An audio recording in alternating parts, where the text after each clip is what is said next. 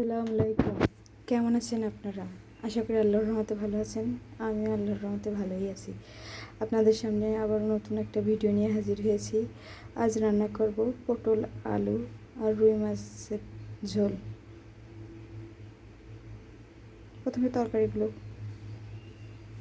সব কিছু গুছিয়ে নিয়েছি। কড়াই গরম করে তাতে তেল দিয়ে মাছগুলো ভেজে নেব। মাছগুলো লবণ, হলুদ, শুকনো মরিচ, তেল দিয়ে জাল করে রাখছিলাম, এই জন্য এরকম দেখা যাচ্ছে। মাছগুলো ভালো করে ভেজে নেব। মাছগুলো ভালো করে ভাজা হয়ে গেলে মাছগুলো তুলে রেখে আলুগুলো ভেজে নেব। আলু ভেজে তরকারি রান্না করলে আলুগুলো খেতেও বেশ মজাই লাগে।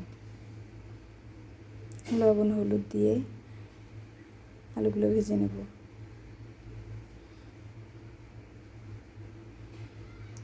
আলুগুলো ভালো করে ভাজা হয়ে গেলে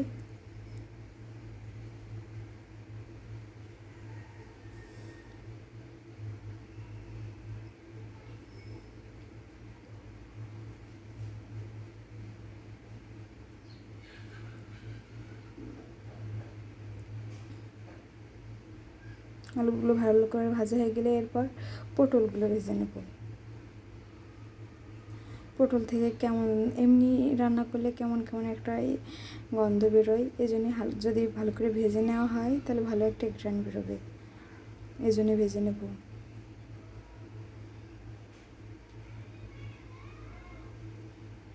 পটলগুলো ভাজা ভাজা করার মতো করে ভেজে নেব, যাতে তরকারিতে ভালো একটা ঘ্রাণ বেরোবে, গন্ধ যাতে না বেরোয়, এই জন্য।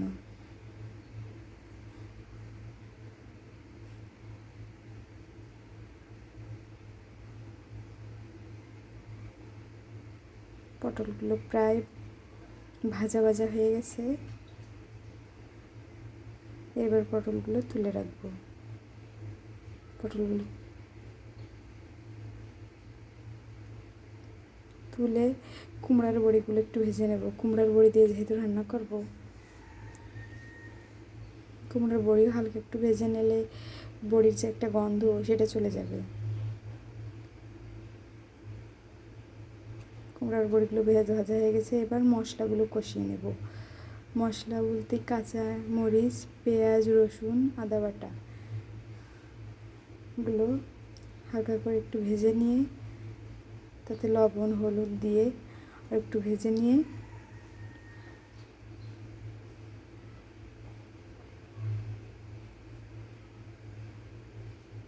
এতে একটু পানি দিয়ে মশলাগুলো কষিয়ে নেব।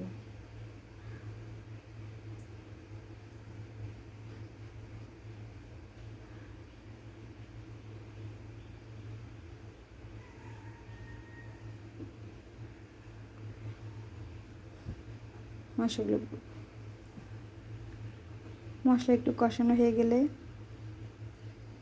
এর ভিতরে যে আলু আর পটল ভাজাগুলো দিয়ে দেব। আলু আর পটলগুলো মশলার সাথে একটু কষিয়ে নেব।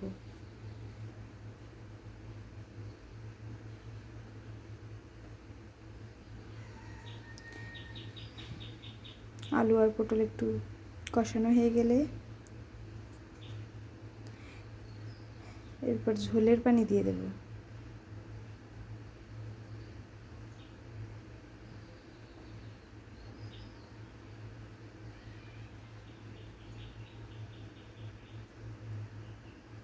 ঝোলের পানি দিয়ে ঝোলের পানিতে বলক উঠলেই ভাজা মাছগুলো আর কুমড়োর বড়িগুলো দিয়ে দেব।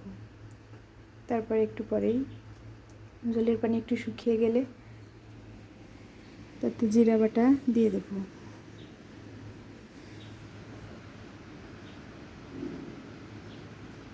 ভিডিওটি যদি ভালো লাগে তাহলে লাইক, শেয়ার, কমেন্ট করতে ভুলবেন না, আর সাবস্ক্রাইব করে পাশে থাকবেন এরকম নতুন নতুন ভিডিও পাওয়ার জন্য।